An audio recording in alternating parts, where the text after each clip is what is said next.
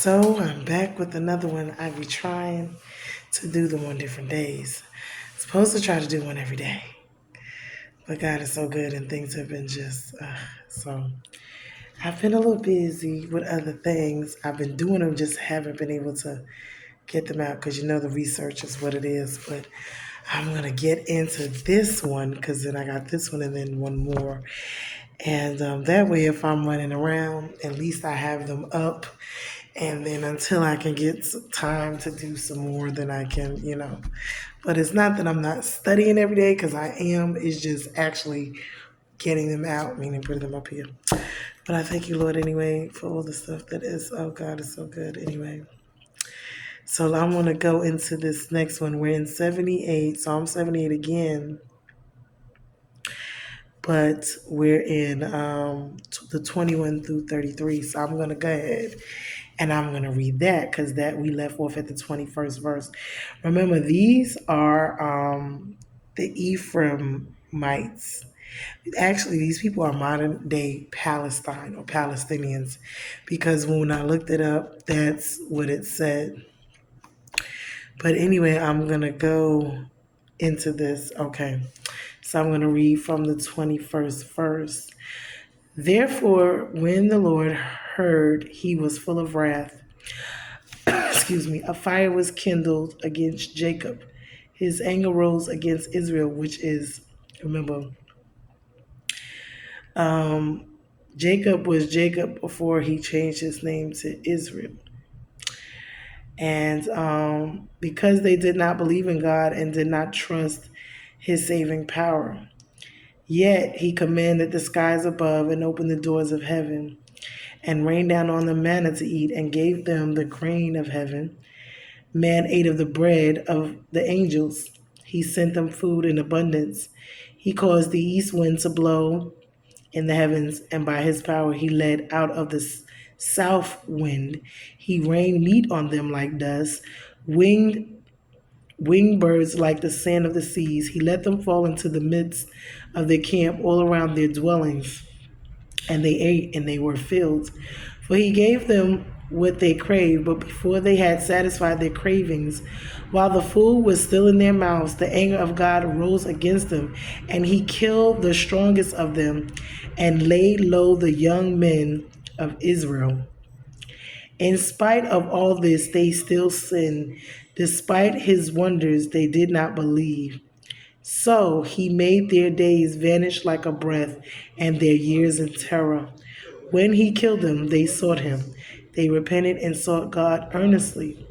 They remembered that God was their rock and the Most High God their Redeemer.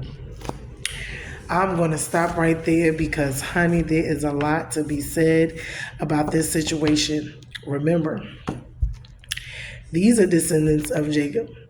So these are descendants of Abraham, because remember it's Abraham, Isaac, and then Jacob. So now here we are, Jacob's name was changed to Israel. God changed it. So now when we look at these children, the next generations, this is what they're doing. They have forgotten the covenants. They have forgotten everything. And the whole faith, the love, the trust. Remember, they didn't want to stand and fight, when it was time. So they were unfaithful to God. God allowed them to wander. He allowed a lot of things to go on. As you see, he killed them. He did a lot of things to them. Why? Because of disobedience, for doubt, for not having faith, for not trusting. We're supposed to have hope, faith, love, and trust in God. They doubted. They did not trust. They sinned. They disobeyed. They rebelled. They did their own thing.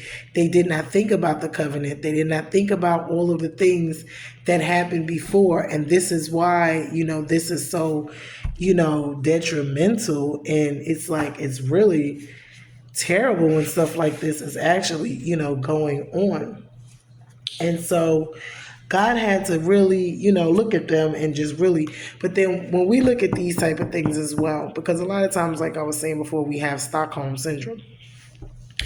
You can take the person out of Egypt, but that didn't mean you took Egypt out of the person. And when you see that these things are going on, it is a mental thing. It's mentally, it's emotionally, it's physically. They haven't, their minds are reprobate. They haven't switched. this is why they look back. They want to go back instead of moving forward. They want to stand still. They want to, they don't want to do what is required, what it really takes. If that means, getting right with God, repenting, coming back, being obedient. They don't want to do those things. They rather stay where they are. They rather go backwards, to what they already knew. Because remember, in Egypt, they were slaves, and in Egypt they weren't treated well. So why would you want to go back to that? But see, in our own, I guess humanness, because this is what we do, or if our flesh, if you want to call it, this is what happened. Remember, Canaan was the future, which was the promised land, which was promised to them. Egypt is the past. That's where he brought them from. So they're kind of in between. They're not quite all the way in, Egypt, or meaning Canaan. And they're not, but they're out of Egypt. So when we're transitioning, we have to be very careful as well, going from one place to another. God will take and remove, like I said before, things, people, places, and things. And it is for our best.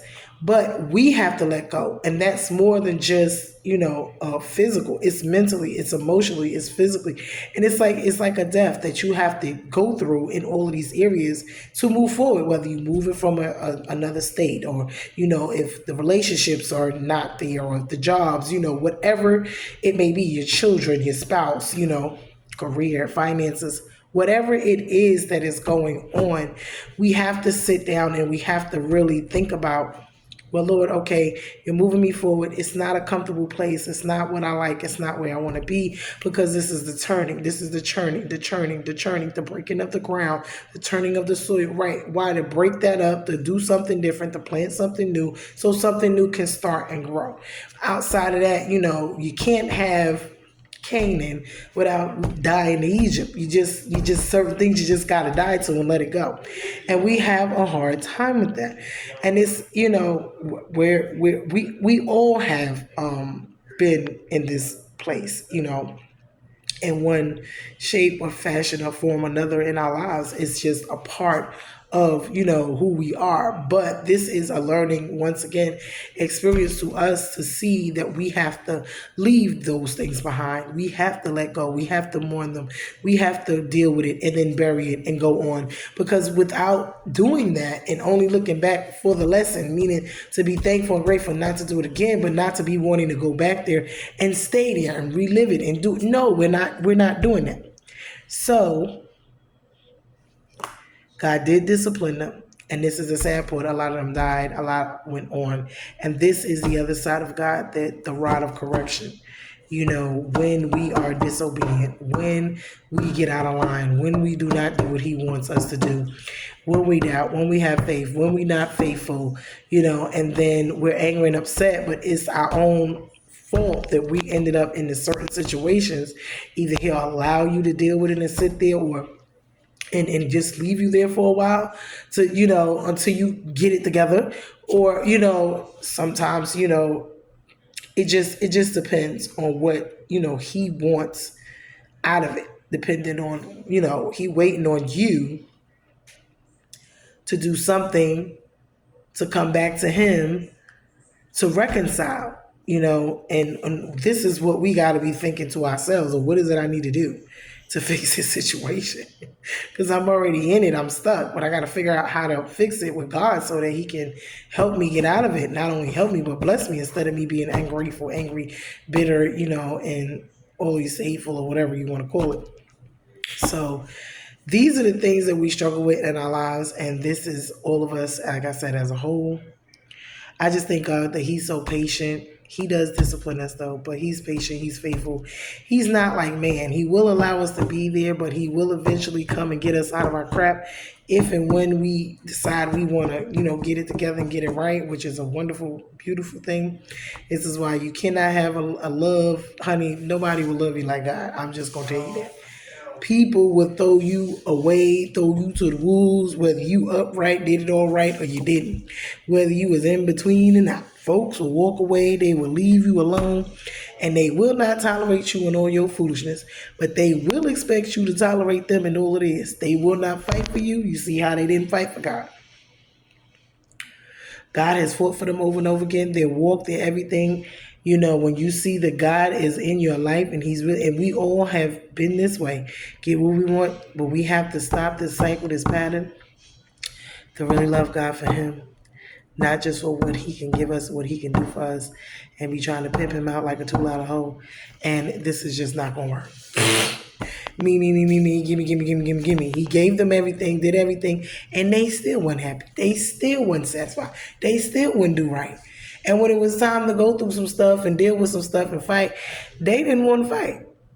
But see, people fight for what they want. If it was important to them, or if they really wanted it, or if they really loved it or cared about it, they would have. But because they did not, they fought for what they want, which was other things, which I'm gonna get to in the next one. So please stay tuned, because we don't live by explanations. We need discipline, we need patience. We live by promises. We need to have this trust, obey, and believe. This is what we need to be doing. We need to have faith. We need to have love. We need to be trusting. We need to be obeying. And this is what we need to be doing. But we are bruised. We are not broken. We are still going to get back up and do this thing right, no matter how many times we're trying to learn, so we do not repeat the same mistakes over and over again. We do not want to stay stagnant. We do not want to go backwards. We want to be moving forward, always progressing. We do not want to be stagnant. And looking always towards what He has in front of us, which is so much better than what was behind us. Because if it was just that wonderful, He wouldn't have taken us out of there. We wouldn't have wanted to be out of there. We wouldn't have asked for it. You're in slavery, you're in bondage. He brings you out, He helps you, and then you turn on Him. What kind of, that's like a straight up snake. But anyway, and we wouldn't want anyone to do that to us. Because when we go through this, and then we got to understand something. We reap what we sow. We don't pay attention to it. Because the things that we do to God, others do to us.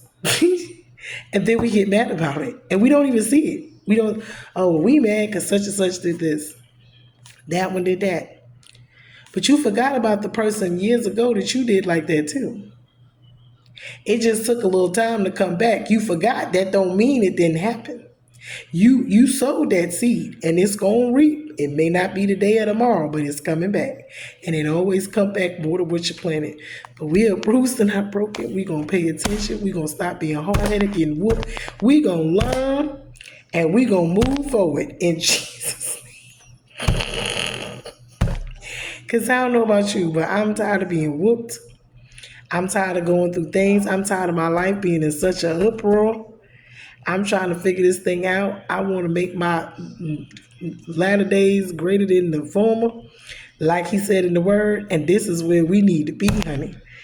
I'll be 45 years old this year. If I live to see it, Lord, I know You're going to let me live to see it. Come October. Please understand something. We're getting too old for certain things. And we did as children did when we were children, but when we became adults and became grown, we had to put away with all these childish things. So when we gonna grow up? Because some people in their 40s and 50s, but they still are 60s and still act like they in their 20s. I just be looking at them like, you ain't learned that you ain't in your 20s yet? Okay, because I don't care what you think. Not to say it like that, but you just not. We need to let the little teeny boppers have their little teeny bopper time. But anyway, that's another conversation for another day. I'm just going to let that rock, honey. Anyway, we have proofs that I broke. Love you guys. I got one more, this next one, to wrap this whole thing up. And it's gonna bless you, honey, because it blessed me, and I'm still dealing with it. But it's blessing, even though it's blessing, lesson, being a beaten. You might, yeah, that part. But love you guys, and I'm gonna do the next one. Okay, hold on tight.